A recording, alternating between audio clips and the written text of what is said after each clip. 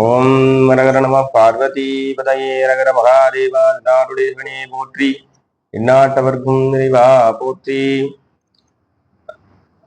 இப்பொழுது நமது ஆடி மாசத்தின் சிறப்புகளை பற்றி இப்பொழுது பேச இருக்கிறோம். ஆடி மாதம் என்பது தட்சணாயன காலம் துவக்கம். ஆடி மாதத்தில் சூரியனில் இருந்து சூட்சும கதிர்கள் வெளிப்படக்கூடிய நாள் வெளிப்படும். வேத பாராயணங்கள், மந்திரங்கள், ஜபங்கள் ஆகியவை ஆடி மாதத்தில் சிறப்பாக கருதப்படுகிறது. சூரியனிலிருந்து பிராணவாயுகள் வெளிப்படக்கூடிய மாதம் ஆடி மாதம். ஆடியில் ஜீவ ஆதார சக்தியாக அதிகமாக உள்ளதாக கருதப்படுகிறது.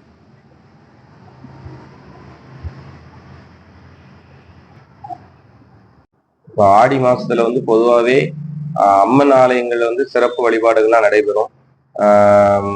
ஆடி வெள்ளிக்கிழமை செவ்வாய்க்கிழமைகள்ல அம்பாளுக்கு கூழ் காய்ச்சி ஊத்துறது, பெண்கள் சுமங்கலி பூஜை பண்றது, அதெல்லாம் ரொம்ப மிக சிறப்பு.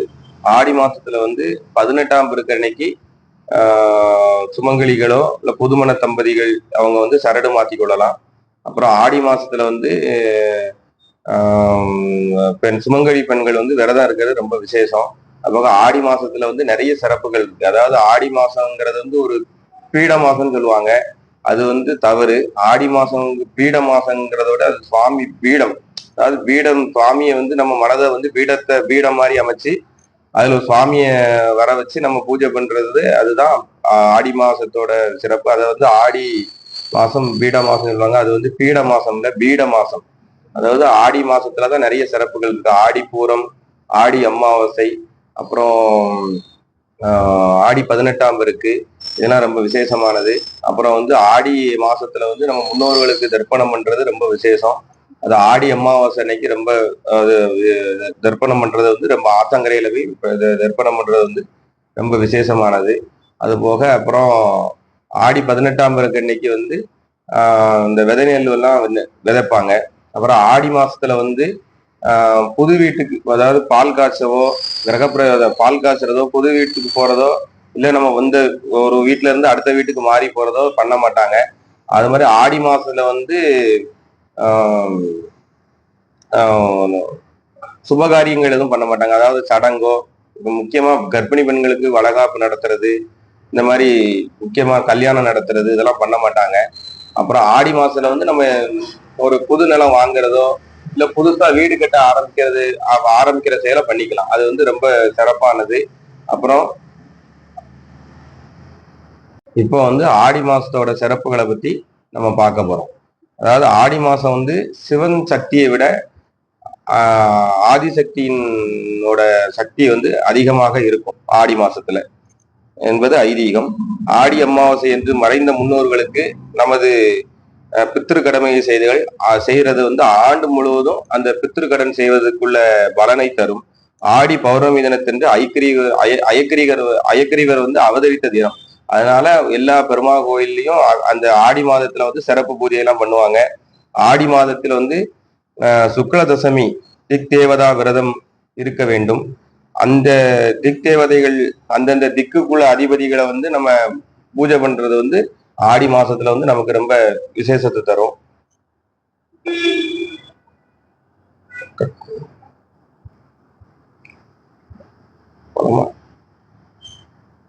அது மாதிரி ஆடி செவ்வாய்க்கிழமைகள்ல அம்மன் கோயில்கள்ல எலுமிச்சம்பழ விளக்கு ஏத்துறது மிக சிறப்பு.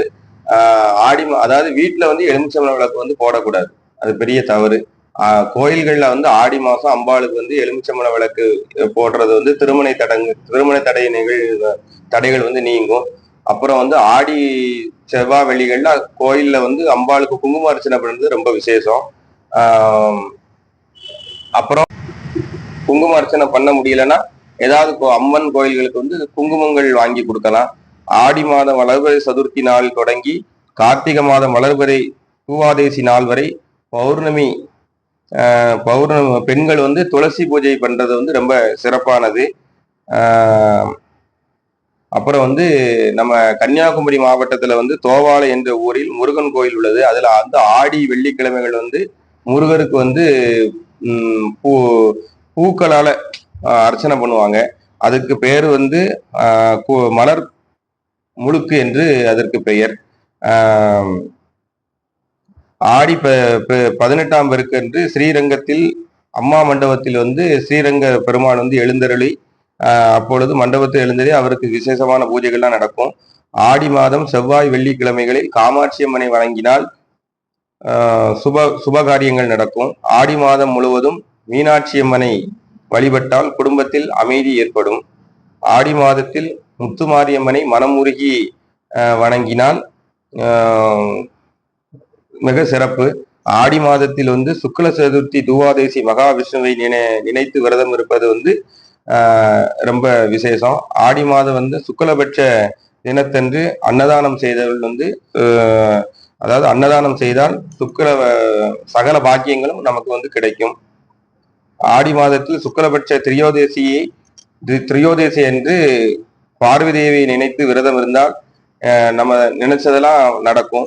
அப்புறம் கஜேந்திர மோட்சம் சொல்லுவாங்க. அது வந்து ஆடி மாசத்துலதான் நடந்தது. கஜேந்திரன் என்றால் யானை. யானை முதலை கவ்விய போது வந்து யானை வந்து என்ன செய்யுது, ஆதி மூலமே என்று கதற உடனே பெருமாள் வந்து அவரோட சக்கராயத்தை அனுப்பி அந்த யானையை காப்பாத்துறாரு. அது பேர் வந்து கஜேந்திர மோட்சம். அந்த கஜேந்திர மோட்சங்கிறது எல்லா பெருமாள் கோயிலையும் ஆடி மாசம் வந்து சிறப்பாக நடக்கும். ஆடி மாதத்தில் ஏகாதேசி தூவாதேசி நாட்களில் அரச மரத்தை சுற்றி வந்து வழிபட்டால் வாழ்வில் மிக மகிழ்ச்சி உண்டாகும். அப்புறம் தஞ்சாவூரில் தஞ்சாவூர் மாவட்டத்துல வந்து நிகம்சூரின் அதாவது சூதானி உக்கர காளியம்மன் கோவிலில் உள்ள ஆடி மாதம் 18ஆம் பெருக்கண்ணை தினத்தன்று தஞ்சை மாவட்டத்தில் உள்ள கிறிஸ்தவர்களும் அங்கு ரொட்டி ஆட்டுக்கறி வச்சு வழிபட்டு வராங்க. அது இன்னும் வழக்கமாகவே நடைபெற்று கொண்டிருக்கிறது. ஆடி மாதம் வெள்ளிக்கிழமைகள் மகாலட்சுமியை வழிபட்டால் வீட்டில் வந்து செல்வம் சேரும். அப்புறம் ஆடி மாதத்தில் ஏதாவது ஒரு வெள்ளிக்கிழமை என்று அம்மனை ஆவாகனம் செய்து வீட்டில் வரவழைத்து பூஜை பண்றது ரொம்ப சிறப்பு. ஆடி மாதம் வந்து குத்துவிளக்கு பூஜையோ இல்ல திருவிளக்கு பூஜையிலையோ கலந்துகிட்டுறது வந்து ரொம்ப விசேஷம். ஆடி மாதம் வந்து அம்மனுக்கு வந்து என்னன்னா பால் பாயாசம் சக்கரை பொங்கல் வைத்து பூஜை பண்றதில் ரொம்ப மிகவும் சிறப்பு. ஆடி மாதம் வந்து அம்மனை வழிபடும் பொழுது மறக்காமல் லலிதா சகஸ்ரநாமம் சொல்வது அதோட மிக சிறப்பு. ஆடி மாதத்துல வந்து அம்மனுக்கு வந்து கூழ் காய்ச்சி ஊத்துறது, அப்புறம் நம்ம வந்து முடியாதவங்களுக்கு வந்து அன்னதானம் பண்றது, வஸ்திர தானம் பண்றது வந்து ரொம்ப விசேஷமானது. ஆடி மாதத்தில் வீட்டில் வந்து சிறப்பு பூஜைகள் செய்யறது வந்து ரொம்ப விசேஷம். அதாவது குழந்தைகளை வந்து சின்ன குழந்தைகளை கூட்டிட்டு வீட்டுக்கு வரவழைச்சு அவங்களுக்கு வந்து மஞ்சள் குங்குமம் கொடுக்கறது, தாம்பாளம் அதாவது வெத்தலை பாக்கு பாலம், குங்குமச்சமல் கொடுக்கறது, கண்ணாடி சீப்பு வளையல் கொடுக்கறது வந்து மிக சிறப்பான ஒண்ணு. ஆடி மாசத்துல வந்து திருவாடி பூரத்தன்னைக்கு தான் வந்து ஆண்டாள் அவதரித்த தினம். அதனால் நம்ம ஸ்ரீவில்லிபுத்தூர்ல வந்து ரொம்ப விசேஷமாக அந்த திருவிழா வந்து நடக்கும். ஆடிப்பூரத்தன்னைக்கு ஆண்டாள் வந்து நந்தவனத்துக்கு அழைத்து அவங்களுக்கு வந்து இந்த திருப்பாவை நாச்சியார்கள் சொற்பொழிவுலாம் நடைபெறும். அதனால வந்து ஆண்டாள் வந்து மனம் மகிழ்ந்து நம்ம அனைவருக்கும் வந்து எல்லாம் சிறப்பான ஒரு இதை எல்லாம் பண்ணுவாங்க. ஆடி மாதம் அம்மனுக்கு வந்து சாத்தப்படும் வளையல் வந்து ரொம்ப மிக சிறப்பு. அதாவது ஆடி மாசம் வந்து அம்மனுக்கு வந்து ஆடி பூரத்தன்னைக்கு சில கோயில்கள்ல வந்து வளைகாப்பு பண்றது இன்னும் வழக்கமாக நடந்து வருது. நம்ம திருநெல்வேலி நெல்லையப்பர் கோயில் காந்திமதி அம்மனுக்கு 10 நாள் உற்சவம் நடக்கும். ஆடி மாசத்துல கொடி ஏறி 10 நாளுமே அம்பாளுக்கு வந்து வளகாப்பு பண்ணுவாங்க. அந்த வளையலை வாங்கி நம்ம வீட்டுக்கு வாங்கிட்டு போனால் குழந்தை பாக்கியம் கண்டிப்பா, குழந்தை இல்லாதவங்களுக்கு வந்து குழந்தை பாக்கியம் கிடைக்கும். திருமணம் நடக்காத பெண்கள் எல்லாத்துக்கும் திருமணம் வந்து அதிசீக்கிரமாக நடைபெறும்.